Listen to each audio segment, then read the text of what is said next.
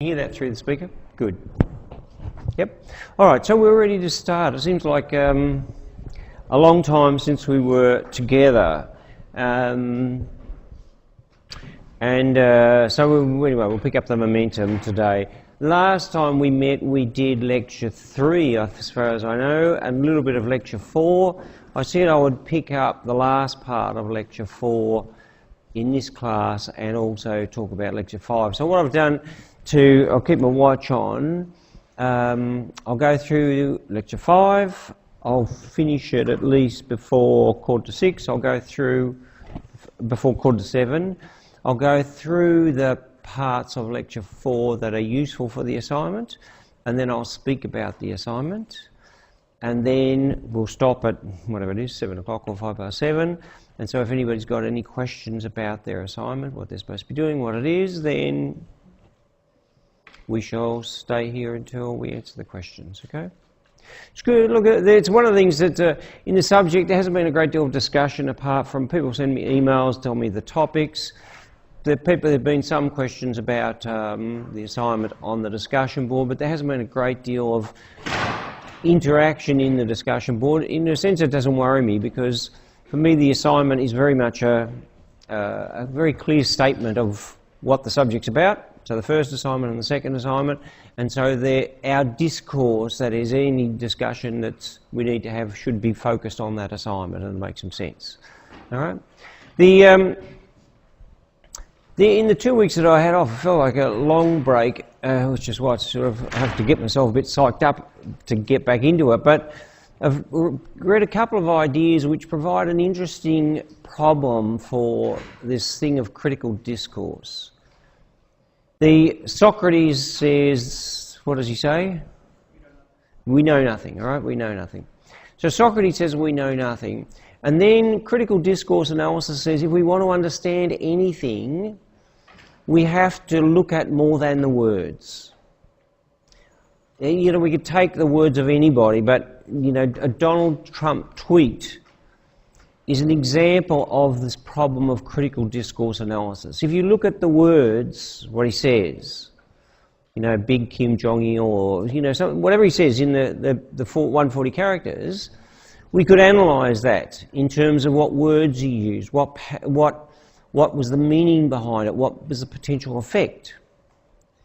But of course we won't have any idea. That would be a meaningless interpretation unless we looked at the fact that Trump has been tweeting since he's been all of his presidency, and to evaluate whether the tweets that he said in the past were true or false. And so, to understand the tweet, you have to understand the context. You have to understand the man. One of the things which again underlines the thing of Socrates is to say, so Trump gets on his phone today and he tweets whatever he does. And so in the news they watch it. You know, most days I get up, watch a bit of YouTube to see what sort of things he's been saying or what's been happening. And so we can make a commentary about it. And so this is good or bad. But of course we have no idea, as Socrates says, because the only way that we can work out what the meaning of all this is if we freeze that, we fast forward to 2030 and we see what happened. Then we can start to analyse what this tweet meant. Nothing or something. You see? What it meant. You can't, the words don't make any sense. It's in this broader picture of what's happening to the person, the situation.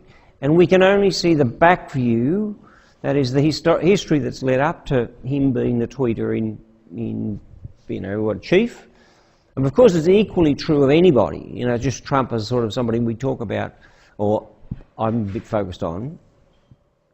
But it's in 5 or 10 years that we can look back and say, now we could do an analysis of it. In the same way that people are doing an analysis of Nehru or of Martin Luther King or of John F. Kennedy, we can really do some interesting analysis because we can see the before, the during and the after. And so in the analysis we've got the theatrical part of it. Right? A lot of theatre. I mean, when people are presenting, there is a theatrical part of it. They're dressed up. They've got a backdrop. They've got, a band in a sense. Metaphorically, they've got a band. But to understand what it means, we need to look at what the effect is. And without that distance, we don't really know. In the time when JFK was president, most people thought that he was, if not a saint, then he was sort of holy man's not the right word, but like a clean celebrity, like a clean, intellectual, smart guy. He was intelligent. He could write books. But he had huge numbers of affairs with lots of women. He very much in a Donald Trump way. His father was caught up with the mafia. So when you look at JFK from the distance of 2018, you see a very flawed man. Hugely flawed. Richard Nixon, I remember when Richard Nixon was president. He was seen as being a flawed man towards the end as he's become impeached. But of course, he was very strongly addicted to pills and alcohol. He was virtually crazy in the last 6 to 12 months of his presidency. They only found out because of the impeachment and all this sort of stuff. You see, so to analyse what he was saying, people get up there and read scripts, which have often been written by somebody else, largely been written by somebody else. I mean, in the presentations that you're analysing or have analysed, my guess is that maybe half of them were written by the person who spoke them. Prime ministers and presidents have got speechwriters. And they will go away, they do the hard work of putting it together so that it links. They'll say, I want a speech which makes me sound great and the world sounds like it's free. See? So then somebody goes away, and so they follow a script, literally read a script. Martin Luther King famously didn't. Anybody who's doing that, of course, should have read enough to know that he had a script. He was standing in front of 100,000 people, whatever it was, and Mahalia Jackson, a very famous singer, said to him, Martin, tell them about the dream, tell them about the dream. So that was extemporaneous, he made it up on the spot. Made it up, maybe not the correct word. Robert Kennedy's speech when Martin Luther King was shot was extemporaneous. He made it up on the spot. So being able to understand what's going on, this broad thing is vital to understanding it. So you need to have talked about who the person is, what you know about them, and of course because you've only got 2,000 words total, which means each section is only about 250, your writing has got to be very dense. You can't say once upon a time there was a blah blah blah, by the way I've got to get on to the analysis. You see? You've got to be very focused. This is what good writing is, it's very dense. You've got to know lots and lots of stuff. And then your problem is not try to get to 2,000 words, but to get it into 2,000 words. That's why when people submit an 1,800-word assignment for this subject, I'm very it's pragmatic. They got 1,800 words. Fair enough. I can't criticise them numerically, but they miss the point. You see, it misses the point. Somebody asked me before, she submitted an assignment that's got 1970, whether that was a problem. Well, that's pretty much hitting the target. But so one of the problems is that we don't understand the context in which we live. Another author that I've been reading in the last 2 weeks is somebody who talks about the rise and fall of civilizations. She's drawing on to authors, they say that civilizations last for 250 years, and during that time they do this, and then they do this, and then they do that. America is about, anybody know how long America has been established for? 250 years. And so her reading of it is that America is at the sort of, not necessarily, it's not like an apocalypse, it's all going to blow up, but that it's well past its peak.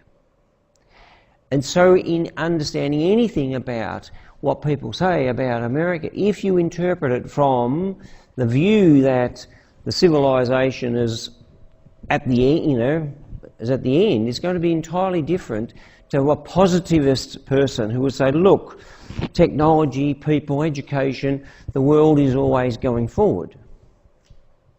See, we're always moving forward and forward and forward. Two entirely different things. Now, we don't know whether it's correct or not. That's why religions get away with being able to say the world is going to fall down in 2004. 2004 comes and they say, actually, I meant 2016. They change the date. Nobody cares, really, because they only half believe it. Nobody cares. But they like this idea that they are certain that an event is going to happen. You see, the problem of critical thinking, my job on the weekend is to write the exam for the subject. I'll make it as interesting as I can for me and for you, and I'll report back to see next week and tell you what's on it. Okay? But one of the key ideas which the subject is trying to get in is that critical thinking is always trying to find out where you are, what is the reality, and then give you choices. Of course, the second book that I've been having a go at reading during the break was The Illusion of Certainty. It's about religions. Basically, it's a very strong critique that religions, all of them, are made up on these ideas which don't bear critical analysis. Now, I'm not going to argue for or against the book, but one of the key points of it is that the aim for many of us is that we want to feel certain about what's going on. We want to say, oh, look, I'm this and I've got a career and it's going to go like this, and that's it. I know. People say, I know the future. I know the future. Of course, it's hugely arrogant.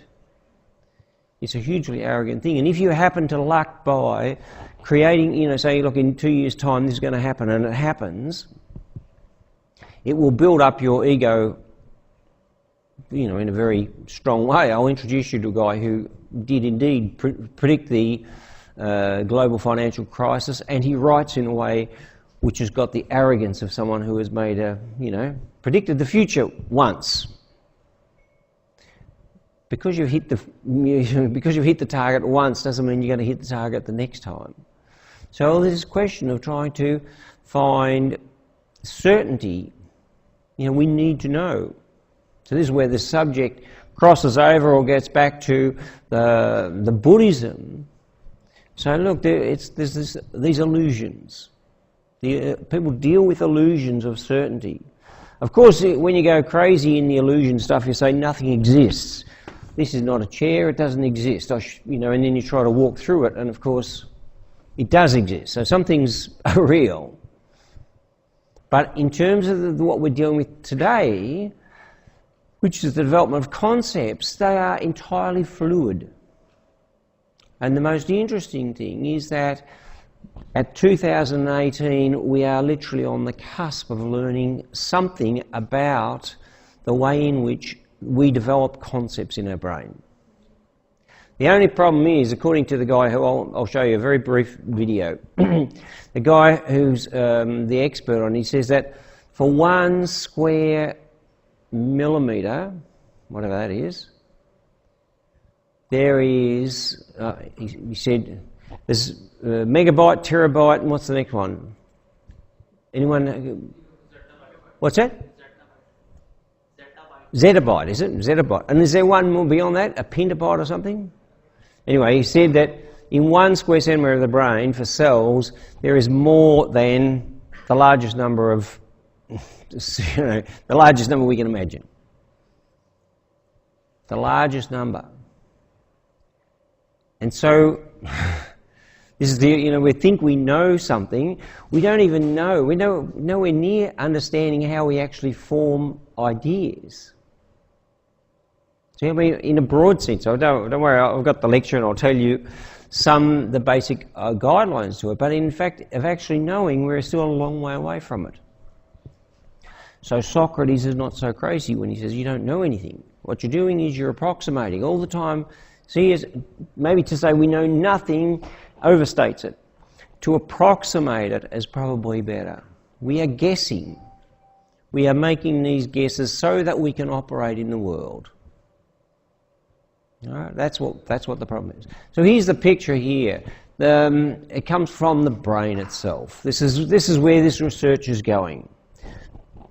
Looking at the brain from, you go into this man's brain, cut off a bit, go further and further and further, and you, in a sense, you get a magnifying glass that'll see the stars exploding, and you use that power to have a look at this 1 square centimetre of someone's cell.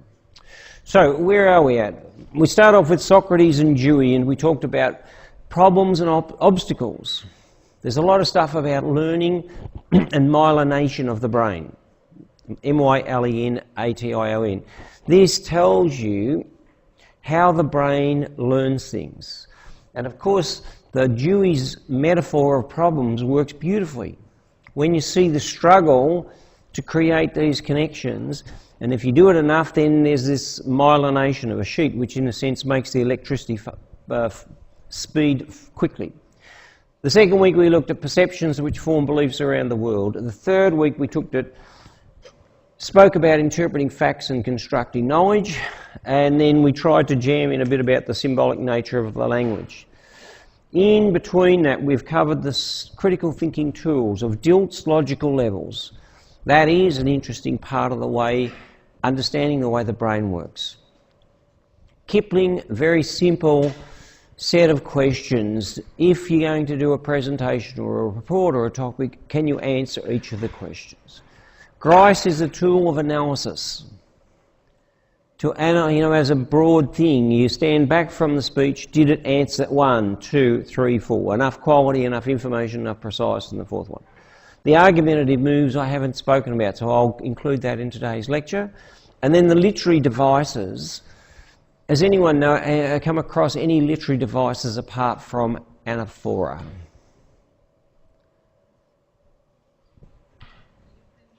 What's that? A euphemism, that's right. You refer to something in a way which is oblique.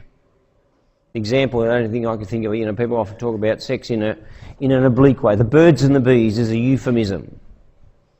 I can't think of any other examples. Is there any other examples of literary techniques? This is bad. Mind you, it's only week 4, but this would be a good exam question to put in, right? I've never put it in before. What are 5 literary techniques? Why are they used? Tell me when we have a break. Say, Michael, you said that thing. 5 literary techniques. Of course, metaphor is one of the simplest ones. It's one of the most powerful ones. All the great thinkers that I know and the great business people that I know, personally or vicariously, use metaphors. They use metaphors because they're a simple device to get a message across. I want you to do a lot of work. That's boring. I want you to help me cross this river. See? We've got to do a lot of work for the next 2 weeks. Boring. We're going to shoot for the sky and kick the goals. So of course, the quality of your metaphors will determine your creativity. The premise of this book is that critical thinkers are creative, and so that if you simply rely on sports metaphors, come on, we've got to kick a goal, come on, when the opposition, you see, it becomes cliched. And so you might as well just tell people, let's do some work. Right? It lacks any power. When you've got an imaginative, appropriate metaphor that is specific and it works with your problem, then it's incredibly effective. Right? It's an incredibly effective way of communicating. And of course, that's always the problem. Communicating with other people so that they do something. Telling people a list, telling people stuff so they understand is an easy thing to do. Communicating to them so they do something different to what they would normally do, that is where the money is. If you want to start a business, practice metaphors is you probably don't want to read books on strategy and all that sort of stuff. So the simple thing is, read about metaphors and maybe a couple of other literary techniques. Interpreting facts and construction of knowledge is 3 stages of knowing the types of data. We talked about that, evaluating our beliefs, and for interpreting the symbolic nature of language, which we did in passing. This is sort of a repeat of that. So there's the pictures. Mahatma Gandhi, can anyone remember what the picture of Mahatma Gandhi was? So, of course, it's a Brookfield language trick, which sounds a bit pithy given the power in it. What was the Brookfield's language trick that Gandhi understood so clearly? Symbolism. A language trick is symbolism. It's the symbolic trick. That's why in the first picture at the centre, the central picture up top, why all of those religious people are not just dressed in shirts and thongs. If they were dressed in shirts and thongs, you'd look at them and say, they're a ridiculous bunch of old blokes. When they're dressed up in robes, which are fine, with hats, and they're standing behind a big mural, then they have the power of all that artistry. And so people look at them like this. That's why police all wear uniforms. You know, if some guy came up to you and just said, don't do that, you'd say, why? With a police uniform on? Okay, mate, whatever. So there's the concept formation and application. Of course, why it's interesting is because the whole process of critical thinking is using concepts to analyse it. But of course, if you're going to influence somebody else, you've got to understand not simply how you understand concepts or develop concepts, but how other people do. That's why so many managers and leaders waste their time speaking to people, because they think that if they tell people stuff, then people will understand. But in many instances they don't. And of course, as you find out with each assignment in each subject that there's new concepts and you've got to apply them, if you don't understand the concepts, then it becomes a great deal of confusion. Once you look at the brain, how the brain learns, of course, you realise that the process of conflict or clash is a part of the process. So, you know, when you find something difficult, you should be saying, aha, finally I'm learning something. To use the metaphor of the second lecture, this is the crucible, where things become tough and there's a struggle. You know, in music, if you're trying to learn to play a new piece or a new instrument, it is physically difficult. You know, you see people's shoulders moving around and, you know, it doesn't work. It's only after they've done them ages and ages and ages that their hands settle down and their body settles down and they integrate that idea or that piece. And it's the same with concepts here. So this is a slice of the brain. It's only in the last couple of years that these beautiful pictures, I mean they end up being beautiful and interesting pictures, have started to emerge. Because they've got new technology, multi-scale brain imaging, which allows the scientists to look at the brain tissue. So we're getting close, At a subcellular level, and to look at the long-range connectivity of neurons.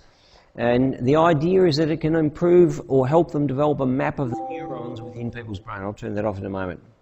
So scientists can imagine the same brain tissue sample at multiple scales. Now, of course, the question that's often asked is, whereabouts is the memory that I have of my dog when I was 5? As if the dog is like that, you know, somewhere in here is the dog. Of course, the understanding of the brain now tells us there's no such box of memory. The dog is you're only able to, bring the memory of the dog to life by drawing on a whole lot of brain connections. Not in saying, you know, the metaphor of where is the picture of the dog on the internet? You know, it's resting on some hard. Do you see? It's just this. It comes together by these connections, and so this is what the brain scientists are trying to understand. Synapses, axons, and dendrites, the proteins and neuron types are the building blocks of the brain as we know at this moment. So the journey of understanding the brain, current research into the brain, one of the leaders of this is this guy Jeff Lichtman. The picture's down here. I'm going to show you.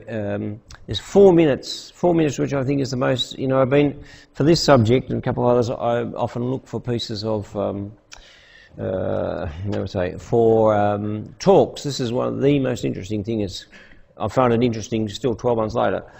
And so I'll introduce you to him and tell you. I've just got to find it rather than jumping in. So this guy, Jeff Lichtman, I've got it here somewhere. I had it here somewhere. The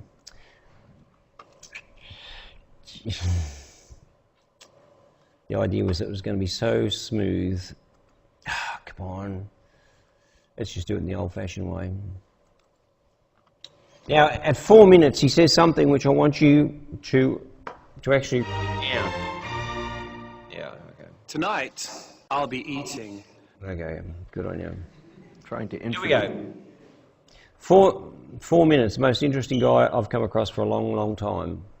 Trying to introduce the study of the brain to a bunch of students. I said, if understanding everything you needed to know about the brain is a mile, I asked the students, how far had we walked in this mile? I got answers, 3/4 of a mile, half a mile, someone said 1/4 of a mile, and I said, I think about 3 inches. This is unconventional science. There's just this huge gap in our knowledge about how brains work, largely because we have no idea what they actually are made up of at the finest level. When it comes to the nervous system, there are a large number of diseases where the only real sign that there's something wrong is the outward manifestation of the disease. A person is acting crazy, or they don't seem to learn very well, or their movements are disordered in some way. But if you look at their brain, most of the techniques we have, there's nothing to see.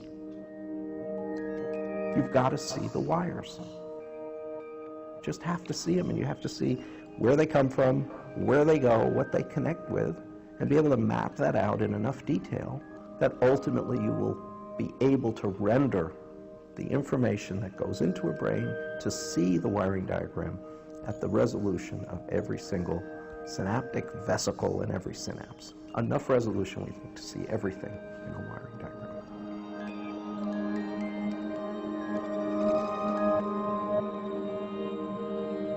I'm a lab head of a group of people who work together. It's kind of a shifting group of people, but it's difficult work, and it requires many kinds of experts. So there are lots of people working together on this project. What we're trying to understand is how cells in the brain communicate with each other.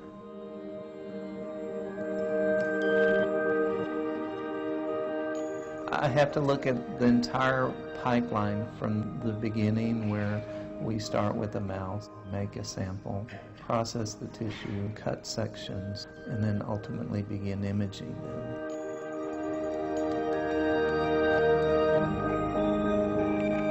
A slice is like you're cutting a loaf of bread, except you're trying to slice very thin pieces of tissue. So for a millimeter depth, you get about 33,000 sections. Each section of the brain is next to the section that was sliced just before it, and the slice right after it is the next frame.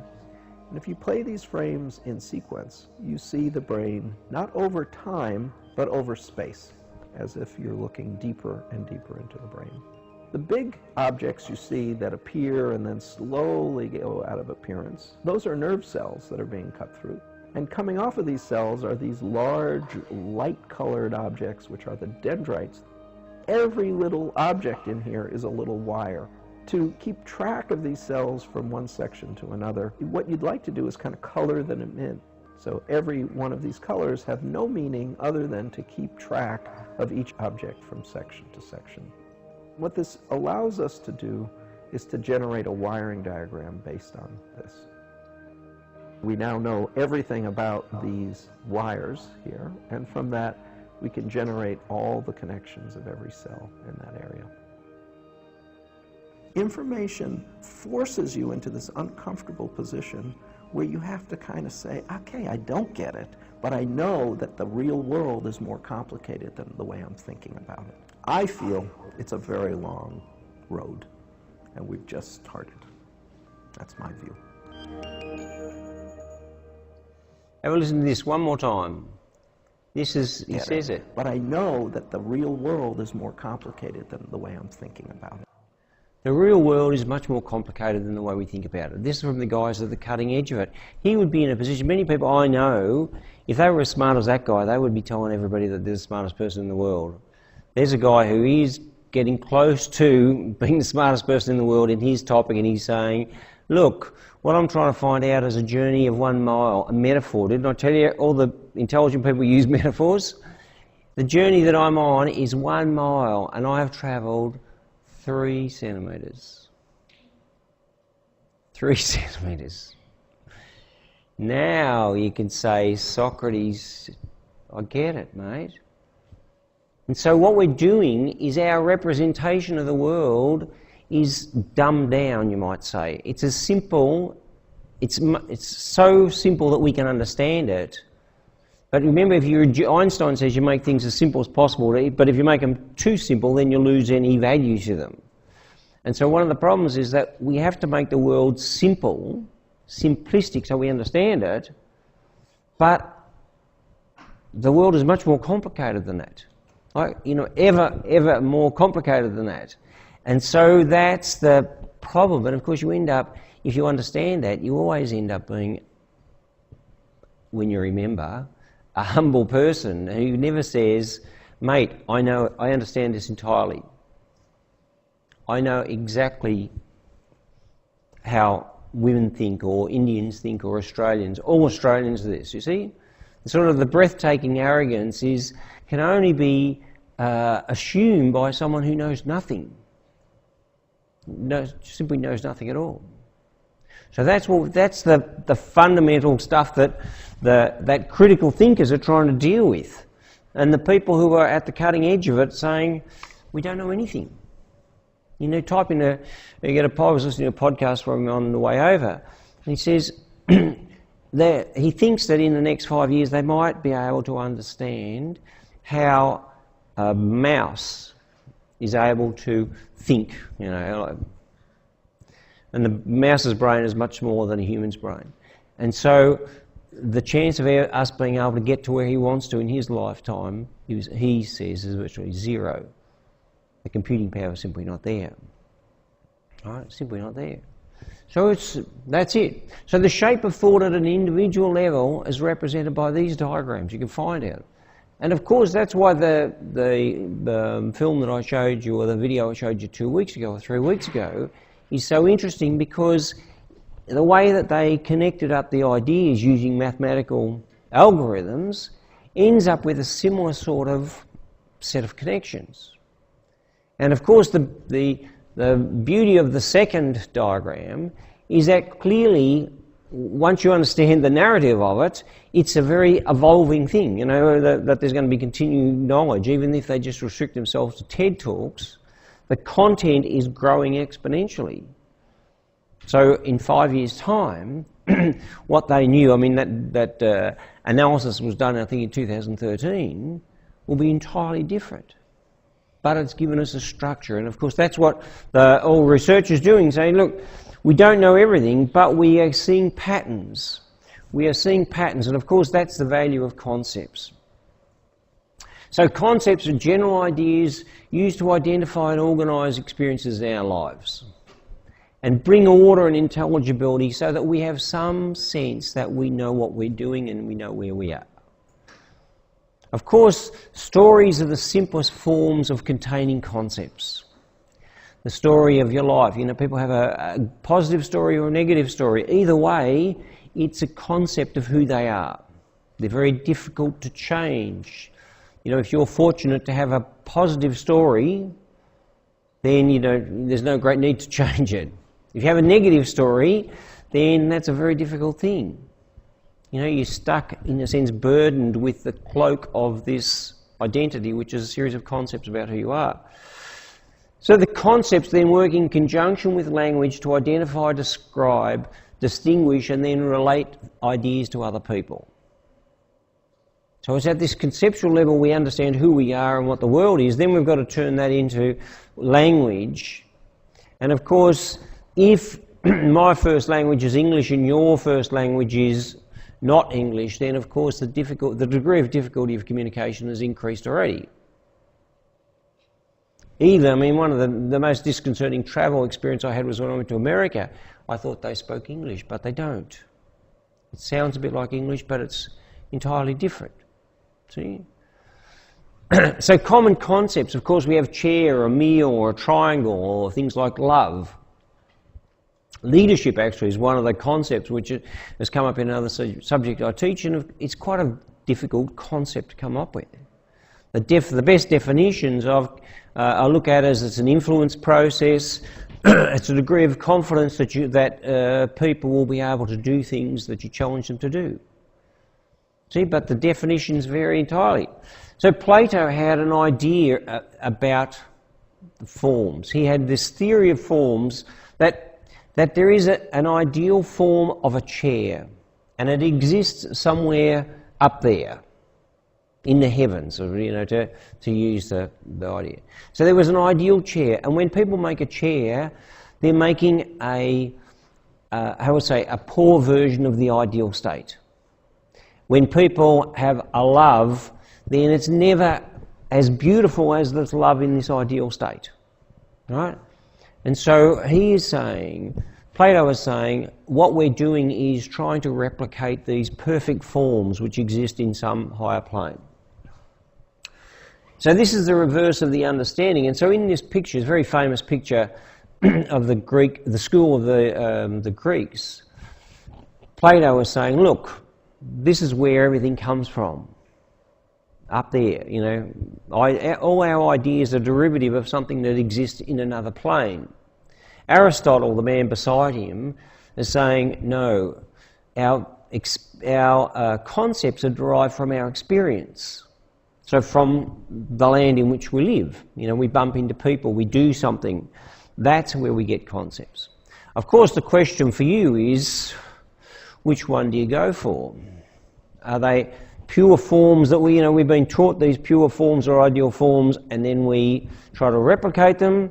Or do we find them out through experience and then develop these concepts which in a sense are, higher ways of thinking? That'd be a good exam question, wouldn't it? Of course the answer is, I don't know, I don't know. But it'd be a good answer, a good question. You find 130 people or whatever it is, try to struggle with it. Of course, so this is the picture that's taken by Raffaello. There's the two. Of course, so in the pantheon of the Greek school, Aristotle and Plato are at the centre. Right? They're the great thinkers. So the structure of concepts. Concepts act to classify or group aspects of experience on their similarity to other things. The structure of concepts involves three things. A sign, the word that we use to name the concepts. The referent, which is an example of the concept, and then the properties that identify what those things have in common. Can you give me an example of a concept? Nice simple concept.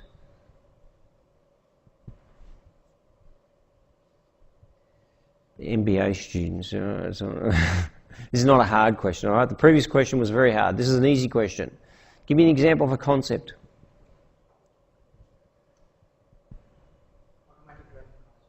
Automatic driving car, right? Okay, right. Automatic driving car. And give me an example of it. Tesla. Oh, right, Tesla. I see what you mean. A car that drives itself. All right, a new concept that's been trialled and it's got some problems. All right, automatic driving. It's a very new concept, yeah? All right. Any other concepts? See, the example is important. In your assignment, when you say he used Brookfield's language tricks, give an example. This is the connection. Of course, when you give the example, you are doing the this and the this. Plato, this is the idea. Aristotle, this is the example. The example shows the person reading it that you actually understand what you're talking about. When people get stuck writing essays or answers and they're just talking in abstractions, it always feels like you're trying to remember what's on the slide. Very interesting concept is that of a woman. Of course, it seems like, at first thing, a woman's a pretty easy concept. So a woman, give me an example. Can you give me an example of a woman? I know the nature of this room doesn't really lead to, how would say, free spirits. And give me an example of a woman. What's that? Your mother. Your mother. Okay, that's it. Your mother. So that's it. You're a woman. We know what it is. Your mother. So we've got the word as woman. An example, what are the properties of a woman? What's that? Nurturing. A woman is nurturing. Yeah, this is, if we had a gender studies class, this would be the basis of the first couple of lectures. Any other properties of a woman? What's that? Nurturing and strong. Woman. I hope you can see where we're going into some crazy place. Right? Give us another. Might as well roll with it. We've got two. A woman, nurturing and strong. Her mother's example. Protective. A woman, protective. Okay. None of the ones that I would have thought of. But anyway, this is.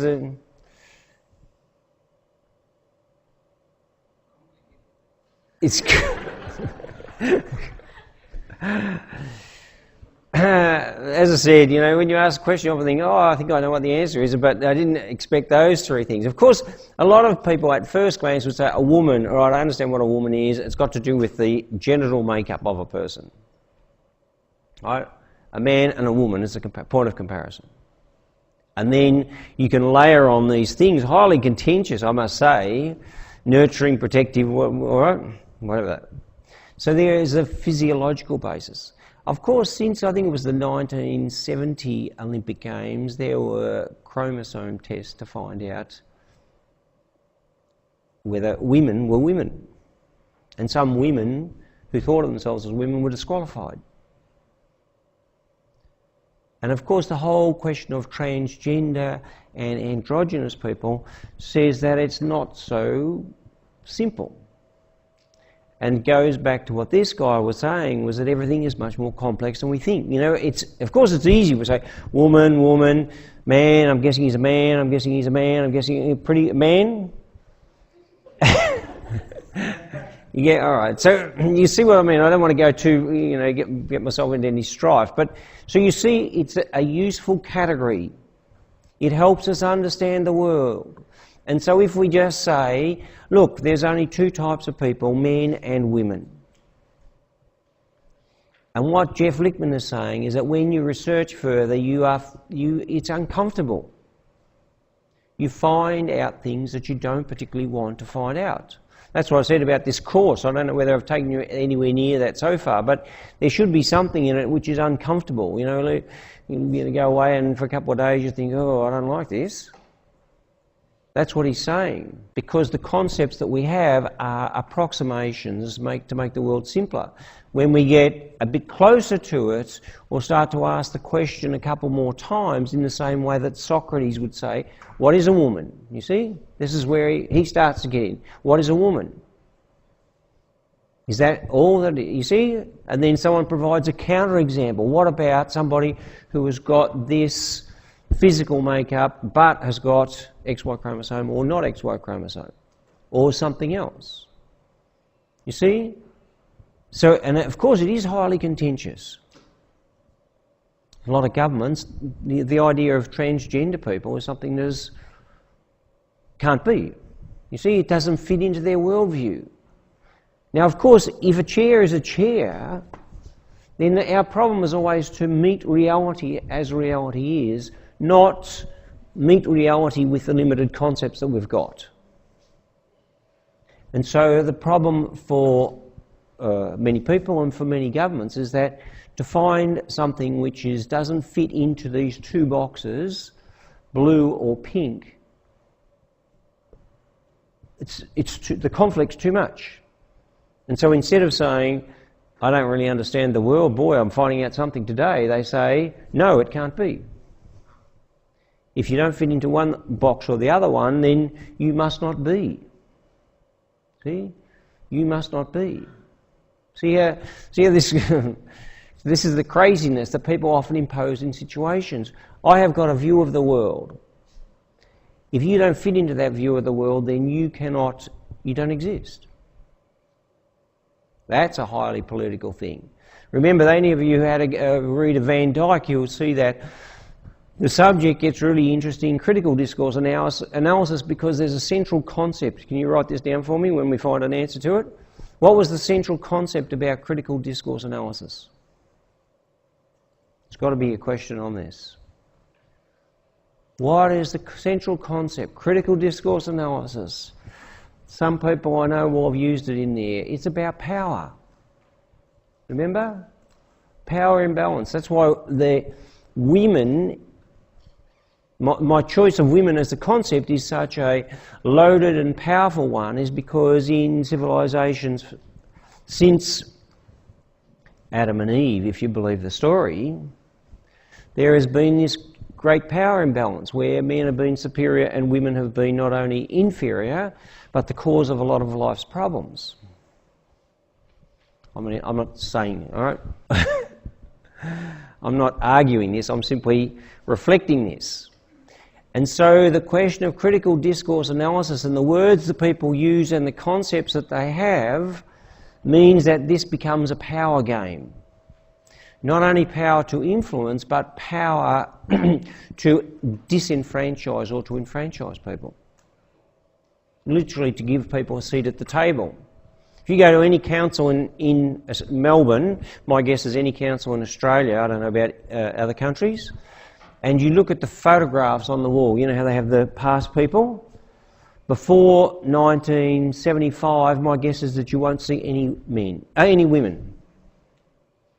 That you will not see none. I may be wrong, but I've never seen one. And even, they say, oh wow, we've got a woman who's on the council. Up until, I'll say certainly 65, but 70, it would be an extremely rare thing. So this concept of woman tied up with all this other stuff meant that the power was not, they were never given the power. And of course you can take that to any other group that was on the list of the Van Dyke thing. So this is, you see, the idea of concepts is not neutral. The whole thing of racism, of course, is based on the structure of concepts. Nice concept, people with one colour skin are good, people with another colour skin are bad. The good thing about that, how I say the good thing, the effective thing about that is that it makes the world simple. All right? Now first we've got to work out, has he got light skin or dark skin? Well, you see, of course, if you know what a colour chart is, there's actually, there isn't a line which says this and that.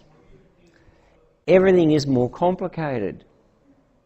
But if your brain only allows for a binary option, this or that, then of course what you're trying to do is to force this physical reality into this incredibly limited space. And of course, if it's a binary thing, then there's one which is better, one which is worse. It's a very interesting study, and a book and a film are on YouTube if you type in blue eyes, brown eyes. Just blue eyes, brown eyes. Some people may have come across it. It's a study, a woman in America, she did this, I think she did it first in schools, then she did it in prisons, and she spent her whole life on it. And it's just simply to say, we're going to arbitrarily nominate the people with blue eyes to be intelligent, the people with brown eyes to be unintelligent. And once she teaches people that concept, within 1 hour in a classroom, you set off this power dynamic. See? She's done it over and over again. She's very enthusiastic, or passionate is actually a better descriptor. Blue eyes and brown eyes. And so this thing of concept is very loaded, you see. So we're trying to understand two things. One is how a concept's formed. That's pretty straightforward. Sign, reference, and properties. That'd be a nice, easy exam question. Why this matters and how the concepts can be loaded to shape reality, of course, is the interesting part of the question. So forming concepts, we form concepts by generalising, focusing on the common properties that are shared by a group of things. Of course, generally we choose things that are obvious. We choose things that are obvious. So when you look around here, say there's 20% of people have got glasses. People with glasses are more intelligent, aren't they? She's not even brave enough to say, yeah, all right? So you see, we choose something which is obvious, and then we attach a positive or negative affect on it. And then we generalise and say, look, I know two people with glasses, they're intelligent, therefore everybody in the world with glasses is intelligent. People with long hair are hard-working. See, I know two people, they've got long hair and they're hard-working, therefore people with Macintosh computers are creative. Right? See? Have you got a Macintosh? There you go, I picked him one. Right? So, you see, that's the game. People are trying to make the world simple, and so they use concepts that help them do that. We apply the concepts by interpreting. We look for examples of a concept to determine if they meet the requirements of the concept. They develop the concepts involving a constant back and forth between generalising and interpreting. If you've got the textbook, you'll see they've got a lovely diagram, which I didn't include. And hence, examples are needed to illustrate your analysis.